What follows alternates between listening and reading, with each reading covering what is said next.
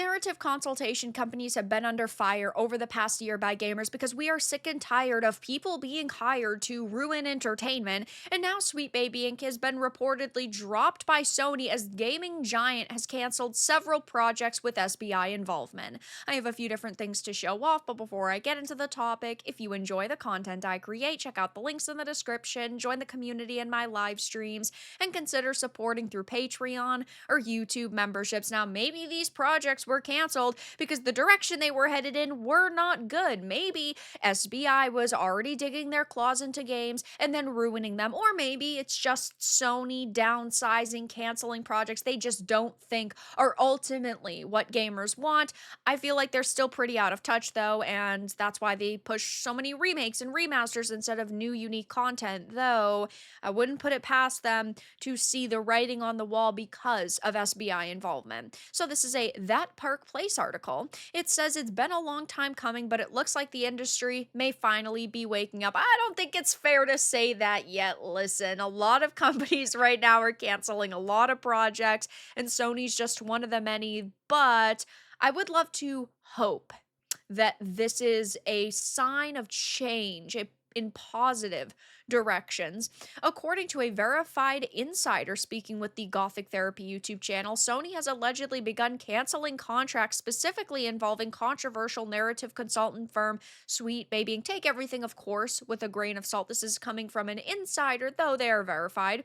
The insider, who has provided accurate information to Gothic Therapy hosts, master of the TDS and writing Raven in the past, claims they weren't random cuts, they were deliberate, targeted terminations of in development projects that had Sweet Baby Inc. embedded in them. Check out the full video expose in the player below. This article and the video will be linked down below in case you yourself want to go and listen to it. But it says, if true, this could mark a significant turning point in what has become known online as GamerGate, to the rising backlash against forced narratives, identity politics in game development, and these shadowy consultants who reshape beloved franchises to serve political messaging.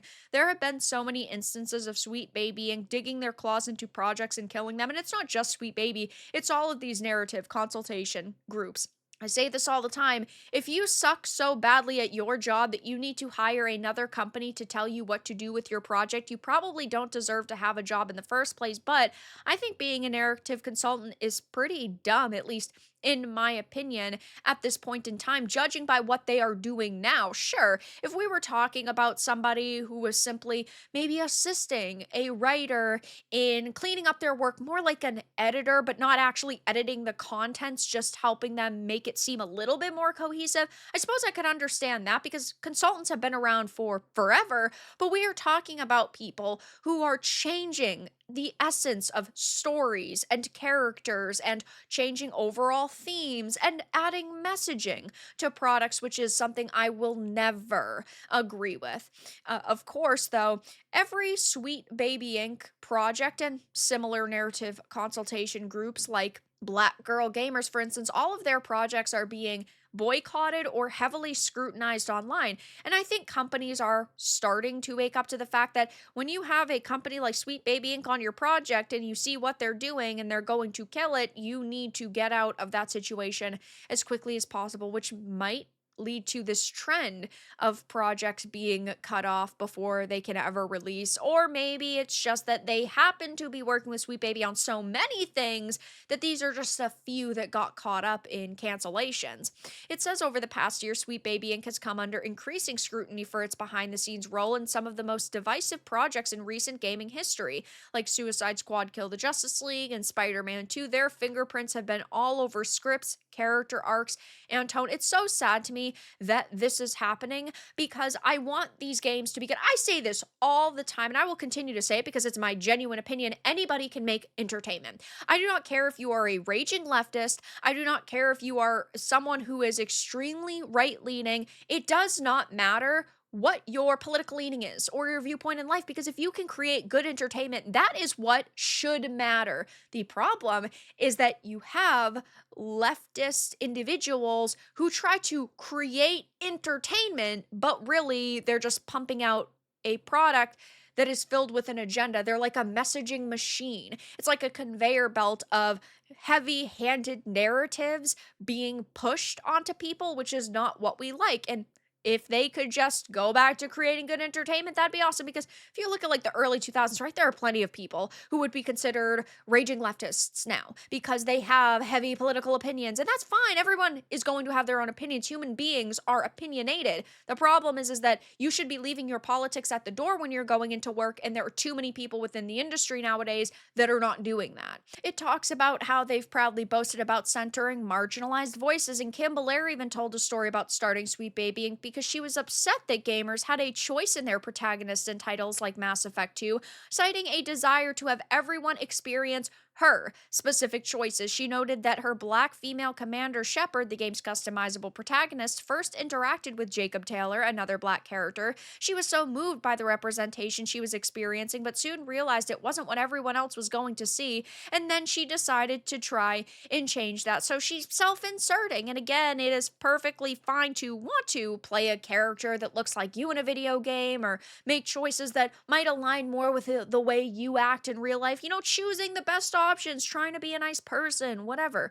Though entertainment can be a form of escapism, and not every person wants to experience themselves in a video game. It's like, I play The Last of Us and I play as Joel, and I'm sitting there going, this is a great game. But there are some people out there who I guess go, oh my gosh, it's not a female, so I can't relate, which is crazy. But Kim Belair never wanted to make the industry a good place. She wanted to make it change, which is the problem. She came into this industry wanting to make waves and make money. She is a genuine grifter. Same with Anita Sarkeesian and Zoe Quinn during the days of Gamergate 1. They didn't give a fuck about video games. They cared about making money, and they saw a way to do that. And as soon as the money dried up, as soon as they stopped getting attention, what did they do? Did they go and create the video games they claimed to? Did they start writing for video games? No. Anita Sarkeesian became a narrative consultant, but as far as we know, she really only consulted on like 1 to 2 games.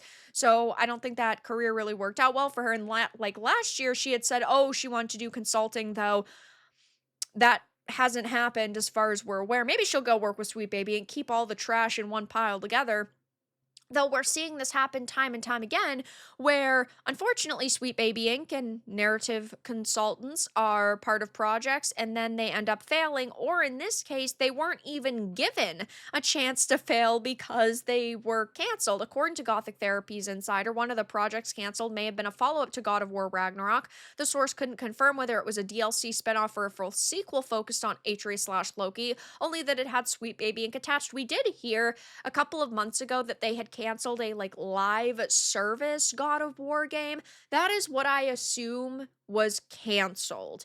What they were talking about, it wasn't supposed to be a full-blown sequel, but it was supposed to be kind of like a companion game, and that could be the case. Though this is significant not only because of the franchise's importance to Sony, but because Sweet Baby Inc. had already publicly acknowledged involvement in Ragnarok.